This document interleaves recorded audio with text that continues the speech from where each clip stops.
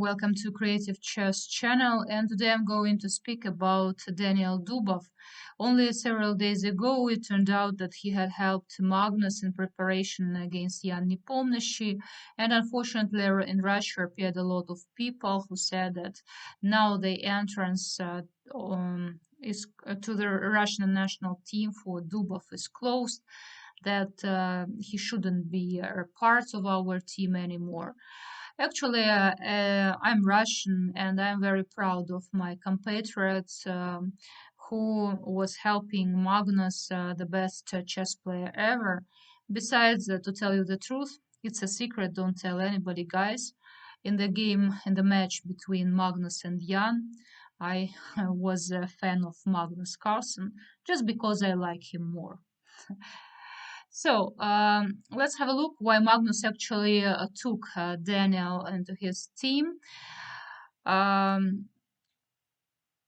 I would like to show you the game played between Dubov, who was playing white, and Sergei Karyakin. The game was played in 2020 and became very interesting, where Daniel showed one of his great ideas in Italian defense. So it was played bishop c5, Italian, and first of all they were following the main line, d4, and after ed, Daniel played move b4. So this move first, I searched ChessBase. This is not a new move. It was first played in 1955 in correspondence game. But it was played by a person who is not famous.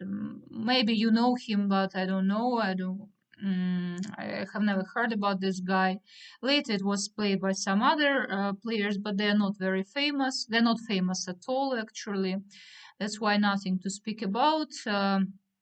We all make some crazy moves like that, but you need to have some ideas behind, and Daniel certainly did this. So he was the first top player who played this b4 variation.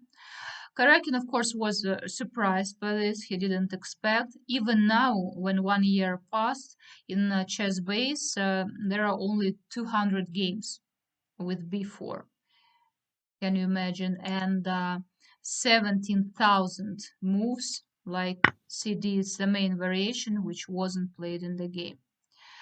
Also here is d5, which is e5, which is also one of the most played moves. It's also like d5, bishop b5.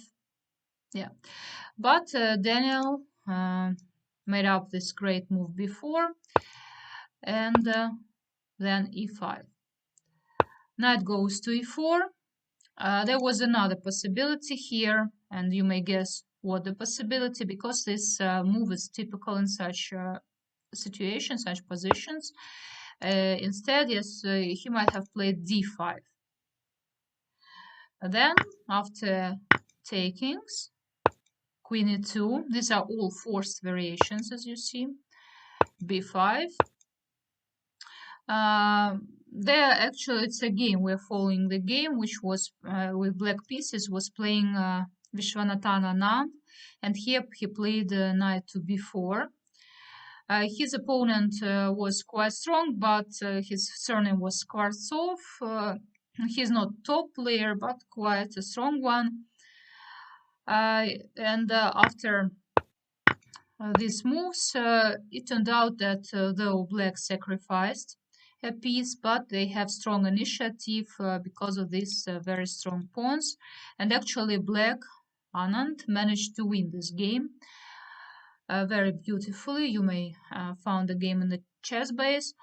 Now we'll return. So because after e5, Karyakin played knight to e4, but not d5. Bishop d5, takes, and bishop g5. You see the queen doesn't have any moves, that's why they only move knight e7 and castle. Yeah, if we count pawns, we may see that white has 6 pawns, and black 8. So we sacrifice already 2 pawns. But looking at the development, we of course may say that white is much more developed. So they're playing in gambit style, Gangnam style. Finally, black managed to castle, rook e1, queen e8. Now, white should be careful because black is attacking the bishop, and of course, exchanges are bad for white because we don't have couple of pawns. Yes, that's why they retreated, and a5 was played.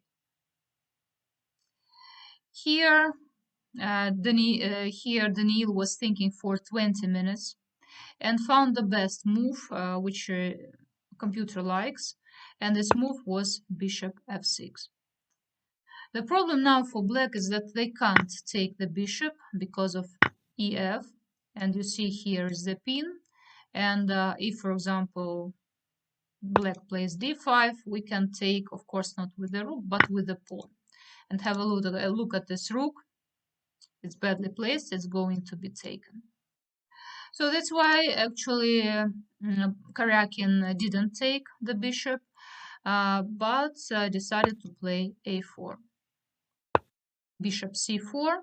Bishop wants to stay on this, on this diagonal.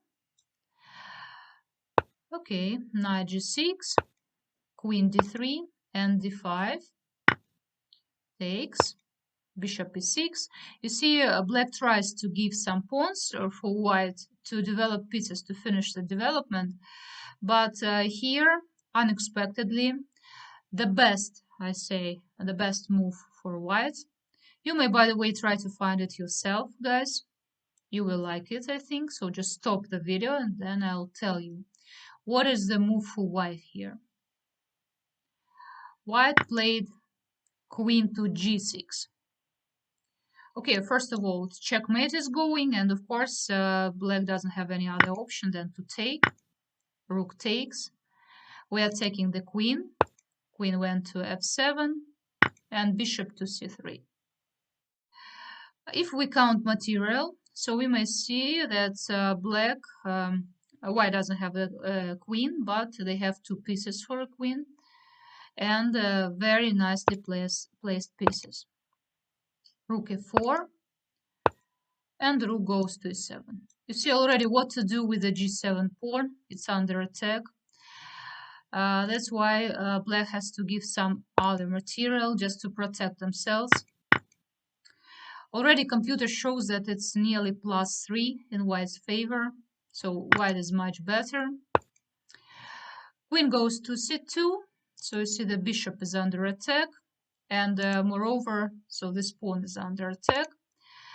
But white is ready to give the pawn because actually here it's useless, and if even black took it, yes, but nothing changed actually. Maybe even the file is open now if white can join, this rook can join the attack. So bishop went back, h3, king h7, rook e1. You see, white tried to develop all the pieces and prepare for the last attack. Knight goes to d4, queen c4, and knight f5. So there are so many white pieces that black's only rook, which protects this g7 square, can't prevent them from penetrating. Queen attacks the rook c1, and king attacking the knight. Black took. It was impossible to take the rook because of the queen. And you see, now the material is not equal at all. White has a lot of pieces, and black can't survive. And after some more moves, black played rook to d8, and white played rook to d8, and white won. Black resigned. So why is that? Because the king is in the center, it's going to be checkmated. Let's I just want to show you one of the possible variations here. Let's imagine that black just take the pawn and they want to promote theirs. But here is checkmate in 2. Rook goes to e5